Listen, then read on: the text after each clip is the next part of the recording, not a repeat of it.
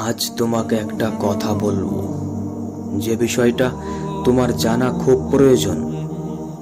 আজ একটা বিষয় তোমাকে আমি স্পষ্ট বলতে চাই যে তোমার সময়টা খারাপ, জীবনটা নয়। জীবনে কঠিন সময় আসবে, খারাপ সময় আসবে, কিন্তু তখন নিজেই নিজেকে বোঝাতে হবে যে এই খারাপ সময় দীর্ঘস্থায়ী হওয়ার নয়। বিশ্বাস করো, ধৈর্যশীল ব্যক্তির ভবিষ্যৎ অনেক সুন্দর হয়।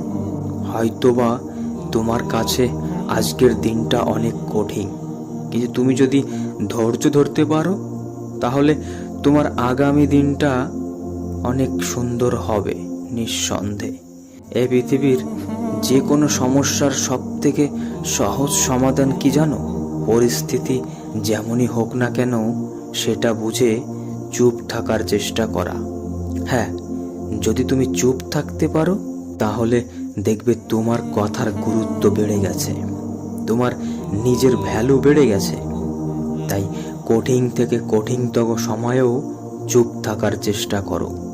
তুমি জীবনে কতবার হেরে গেছো তাতে কোনো যায় আসে না, তার কারণ তোমার একটিমাত্র জয় হলো সমস্ত হারের যোগ্য জবাব।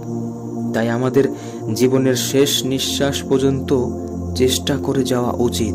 হয় লক্ষ্য অর্জিত হবে, আর না হলে অভিজ্ঞতা অর্জিত হবে। মনে রেখো, সফলতা নামের তালা একমাত্র পরিশ্রম নামের চাবি দিয়েই কিন্তু খোলা যায়। আসলে জেতার আনন্দ তো তখনই হয়, জেতার মজা তো তখনই হয় যখন সবাই তোমার হারের অপেক্ষায় বসে থাকে। তাই নিজের ভালো খারাপ সব কিছু অন্যর সঙ্গে তুলনা করতে যেও না। নিজের দুর্বলতা কখনো প্রকাশ করতে যেও না। রেখো, তুমি যত বেশি চুপ থাকবে ততই তোমার ভালো। সকলের সাথে নিজেকে কখনো তুলনা করতে যেও না।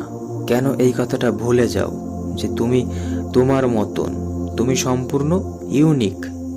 কেন এটা ভুলে যাও যে আজকের দিনটা সম্পূর্ণ তোমার। আজকের এই দিনটা তোমার কাছে কতটা গুরুত্বপূর্ণ, এই সময়টা কাজে লাগাও, এই দিনটাকে উপভোগ করো।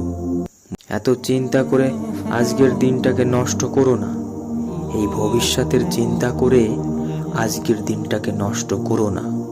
এই টেনশন করে আজকের দিনটা নষ্ট করো না।